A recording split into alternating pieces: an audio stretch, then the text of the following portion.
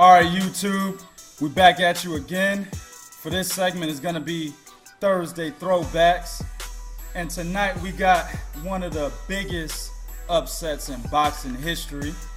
You got any excuses tonight, Roy? Y'all remember that shit, right? Antonio Tarver versus Roy Jones Jr., the rematch. Oh, shit. Now, this fight fucked my ass up too, man. Now, I never missed a Roy Jones Jr. fight, B. Like, actually, Roy Jones got me into wanting to box, not Mike Tyson. You know what I'm saying? Wow. Watching Roy Jones, I was like, fuck, man, this nigga's nice. I want hand speed like that. I want to clown motherfuckers like that. You know what I'm saying? Yeah. I want to dance like that. You know what I'm saying? So that's why I started boxing. And I never missed a fight. I used to watch Roy Jones's fights at my grandma's house because she had cable. You know what I'm saying? Yep. I used to watch all the fights over there, man. Every fucking Saturday, HBO Boxing After Dark.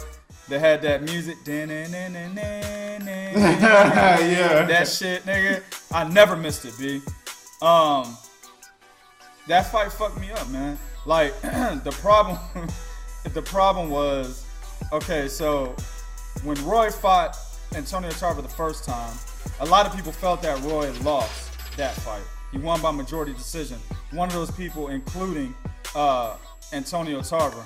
And that was the reason for the comment he made when Jay Nady was basically giving the fighters the rules. Jay Nady asked the question, does anybody have any questions? And Antonio Tarver said, I got a question. Got any excuses tonight, Roy? What he meant by that was, because after that fight, a lot of people were like, hey, we think you lost. Roy basically gave excuses for why he couldn't do the things he wanted to do in that fight, but he still felt he won. Antonio Tarver, on the other hand, felt like he got robbed. So when the rematch was made, Tarver made it perfectly clear to the public that this fight would not go the distance, he wouldn't leave it in the judge's hands, and he wouldn't give Roy any type of chances to have an excuse for this fight. And that's exactly what this basic ass motherfucker did against one of the best fighters of at least my generation, B. It was a fucking lazy right hand Roy threw in the second round. Antonio Tarver came right over that bitch with a left hook, hit that motherfucker square on the chin. Yeah. Roy falls on his back, head underneath the bottom rope.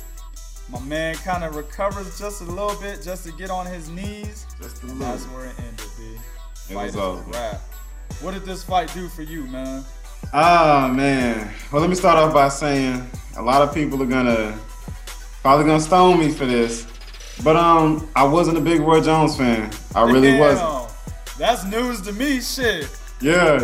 You know, I wasn't a big Roy Jones fan. Now, for the people around me, and for a lot of people that watched them, grown men, it just brought tears to their eyes. I mean, they you know, a lot of guys loved Roy. Everybody loved Roy. You know, everybody wanted to watch him. Everybody wanted to be around him, and everybody wanted to imitate him. Yeah. So he was just on a whole nother level. And at that particular time, you could not see anybody, as far as the sun, beating Roy Jones Jr., let alone a basic ass fighter like Antonio Tarver. But a fight like this, it actually takes me back to to the last segment of Throwback Thursday that we did with Mike Tyson versus Buster Douglas, where you got just a basic ass fighter who beats another guy who's on top of the world and nobody can really see him losing at that time. So, I mean, this fight, really the way it plays out is the first round, Roy's kind of feeling him out.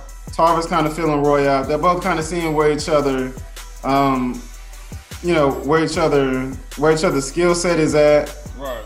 And then the second round, it looked like Tarver just said, "Fuck it. He can't hurt me. You know, there's nothing he can do.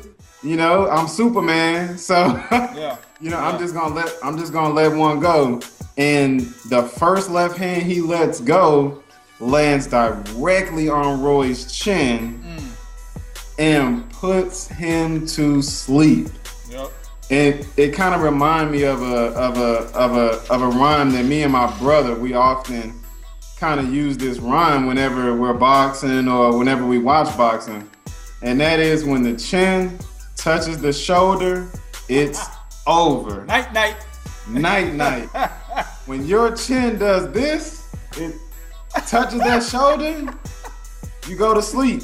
Hell yeah. It shuts down all your faculties. You can't do anything. Yep. So when that happened, I knew the fight was over. Plus the fact that when Roy got hit, if you watch it from the overhead camera, Roy was bow-legged for a minute. His feet actually turned in.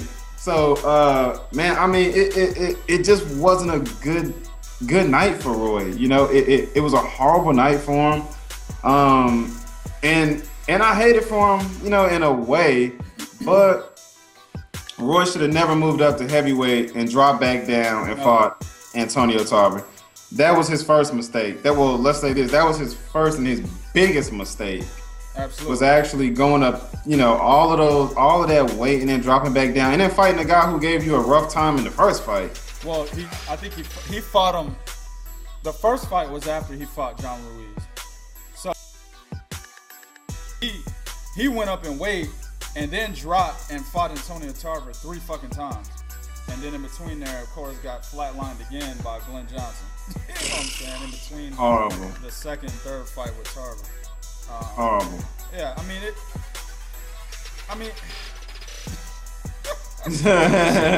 it still kills me to this day because I knew who Antonio Tarver was. So I was so much into Roy Jones Jr. that I was watching boxing whenever I could watch it. You know what I'm saying? Yeah. And I remember watching Antonio Tarver, and a lot of motherfuckers might not know who I'm talking about. I remember watching him lose to fucking Eric Harding. And Eric Harding was trash. That was Tarver's first professional loss. And at that time, the light heavyweight division, it was a bunch of clown ass niggas in that division. So when Roy moved up, I was like, oh, this nigga's about to kill this division. It's kind of like right now if Gennady Golovkin lost to somebody at middleweight. Yeah. I hate to use that analogy, but that's what I got right now because the middleweight division is flat right now, right? Trash. With one elite fighter in it. That's exactly how the 175 division was back then. It was flat, a bunch of basic B and C level fighters, and then you had fucking Roy Jones just sitting in that bitch. So I was like, he's gonna kill everybody in this division. So when he moved up to heavyweight, beat John Ruiz, and he came back down, at that time, I wasn't knowledgeable about the sport enough to where I could say, oh, that amount of drop in weight is gonna fucking kill Roy. I didn't know that, right? I just saw him fighting the guy that I knew had lost to fucking Eric Harding. I was like, oh, he about to beat the shit out of Antonio Tarver, right? After watching the first fight, I was like, damn, Roy, what the fuck? And you could see in that fight, his combinations were slow as fuck. Yeah. The old Roy, that motherfucker had a piston ass, and most people say a piston jab. Roy had a piston straight. This motherfucker could throw the straight like it was a jab, and then it would hurt you like it was a straight. You know what I'm saying? And then he had my favorite set of punches of all time, B. You know what I'm talking about, right? Yeah. Motherfucking triple left hooks. Oh man, dog, that was my shit. Whenever I did that shit, nigga, I would jump off the couch. That's the fuck I'm talking about. Nobody can beat this nigga. I don't even think he was able to do that when he fought Antonio Tarver the first time. He was so fucking slow. And then another thing, in both those fights, Roy was right in front of Tarver. He wasn't moving around like he did in a lot of other fights. He was just standing right in front of Tarver, planted his feet, and was throwing these medium speed combinations. I mean, it looked like this. You know what I'm saying? Man. And that's exactly the combination that he was throwing in the process of him getting knocked the fuck out by Antonio Tarver. It was a lazy right hand, slow as fuck. Antonio just did a little head movement to this side and was just like, bam. Boom. Night. And Antonio's punch was slow as fuck. Yes. It was very, It was very slow, but it landed in the perfect spot. Perfect. It caught Roy on the chin, man, and I mean, it sent them down. It's honestly a punch I think could have knocked anybody out. It was a perfect punch. Yeah. I mean, like I said, it landed in the absolute perfect spot. If there's one spot you want to punch to land, that would be it. That would be it. You know, so. Absolutely, and it's unfortunate because now that you look back at everything, you're like, yeah, it's obvious that Roy shouldn't have dropped that weight. And you made a good point earlier when we discussed this about a lot of people saying that Chad Dawson went through the same thing. Yeah. Chad Dawson campaigning his entire pro career at 175 and then electing, and I say electing because Andre Ward did not call Chad Dawson out. Chad Dawson elected to go down to 168 after he beat Bernard Hopkins is being interviewed by HBO. He said, I will go down to Andre Ward's weight and fight him at 168. And then during the training camps, and I'm only doing this because too many motherfuckers are out there saying that Andre Ward lured Chad Dawson to 168. During training camp interviews, I've seen a bunch of fucking reporters basically giving Chad Dawson the opportunity to say, yeah, this weight train killed me. Each time Chad Dawson was like, nope, the fucking losing weight didn't have any problems and it's not going to have any bearing on the outcome of the fight. He said that every fucking time in so many fucking words. So I'm off topic, but I just want to get that out there. Yeah. Chad Dawson elected to go down to 168 and got knocked out. Roy Jones elected to go to heavyweight, and he elected to skip cruiserweight in 6 months' time to go all the way back down to 175. So he went from being 200 pounds to being 175 in like 6 to 8 months. That's Roy's fault. That's absolutely Roy's fault. But sometimes, man, your ego is too much for your career. Yep. And you make the dumbest decisions. But it also speaks to these guys truly do believe that they're invincible. Yeah. I mean, they believe nobody can beat them just like we believe nobody can beat them. Yeah. Maybe even more so because they're the ones actually in the ring, you know, knocking guys out and breaking guys' ribs and just doing some of these unbelievable things.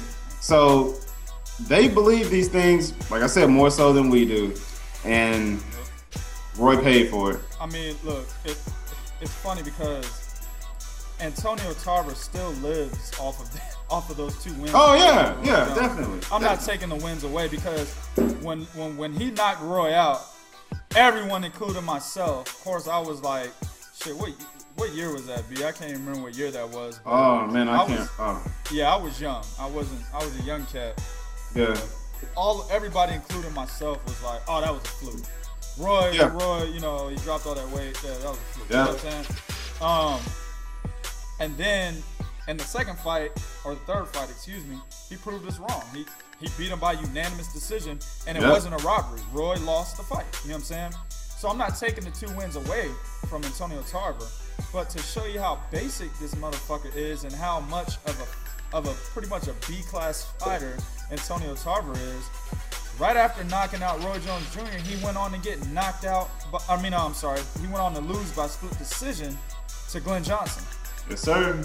And as we all know, Glenn Johnson knocked out Roy Jones right after fucking Antonio Tarver did, and that knockout was worse. Roy was fucking sleep. Oh that yeah. Knockout, B. Yeah, if you go back and you look at it, and I love Roy to death, man.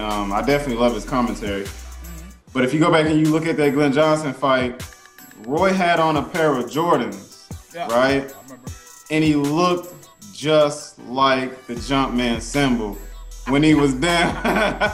He had one hand cocked up and he had one foot sticking out, and he just looked like the Jumpman symbol. And man, I just felt so bad for him. You know, I now that fight, I remember just being so angry. I was just so upset that Roy got knocked out, but I definitely seen it coming. I seen it coming in that fight. He wasn't doing anything. He was just on the ropes, just being gun shy. That Roy is the Roy we see today.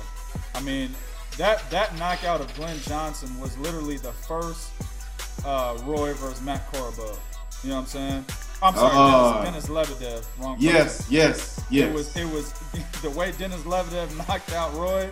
That's exactly how Glenn Johnson did it like 6 to 10 years prior. I don't know what date that was, but years prior. You know what I'm saying? So what we saw today, we saw it when he got knocked out. Got back-to-back knockouts with Tarver and fucking Glenn Johnson. And then Glenn Johnson, of course, he's not using none of these fights as leverage to boost his stardom as a boxer or as an ex-boxer now, right? Yeah. You never hear Glenn Johnson say anything. This motherfucker should be the one gloating because after Antonio Tarver got his claim to fame, Glenn Johnson went in there and beat him by split decision. Then he knocked out the motherfucker that Antonio Tarver got his claim to fame. So if anything, Glenn Johnson should be like, nigga, I beat both them motherfuckers. Yeah. You know what I'm saying? I beat both them motherfuckers. Fuck Tarver, I'm the motherfucker y'all need to look at. Yep, you know I'm the man. So, exactly, I'm the man. So Tarver's actually still living off this win, or these sets of wins, because if you catch him in interviews, even today, B, he still mentions it. Oh yeah. And he says it because he calls himself the legend killer. He always says that shit, dog. Yeah, you know, I'm the legend killer. It's like, nigga, stop. Oh my goodness. You went on to get your ass beat by Bernard Hopkins, and I was the happiest man alive, B, when Bernard exploded. Oh, I was so happy. I was like, man, thank you, Bernard, because this motherfucker's head is way too damn big. Way too big. Way too fucking big, dog. I was so happy when he got exploited by him. He's a decent fighter. I'm not. One thing that I can say about Antonio Tarver is that he's extremely disciplined, and he has a hell of a fucking chin. You know what I'm saying? He does. He does. Bernard Hopkins, I think, correct me if I'm wrong, you two, Bernard Hopkins was the first guy to knock him down, but he didn't really knock him down. His glove scraped the canvas. You know what I'm saying? So, and Tarver's been in there with big punches. Right now, he's campaigning at the heavyweight division. You know what I'm saying? He's got an excellent fucking chin.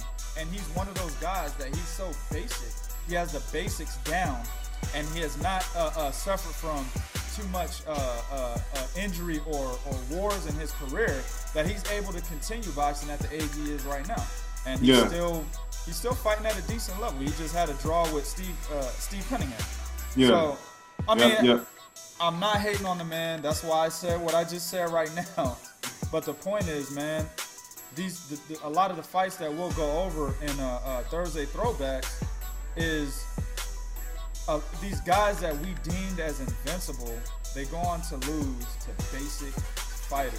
And then these basic fighters usually don't do shit after that. Yeah, absolutely. Let me close out with this, 2K. All the upcoming young fighters out there, understand the fundamentals, understand the basics before you want to be flashy, before you want to be flamboyant, and before you want to always play to your strengths.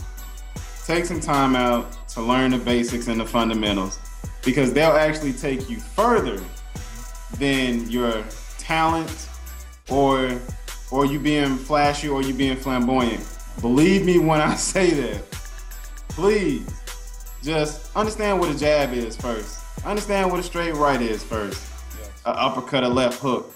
Before you get in there and, like I said, you just play to your strengths and say, well, I'm super fast. Well, guess what? If I know how to throw a jab, I can offset that speed all night. I can fuck your timing up all night.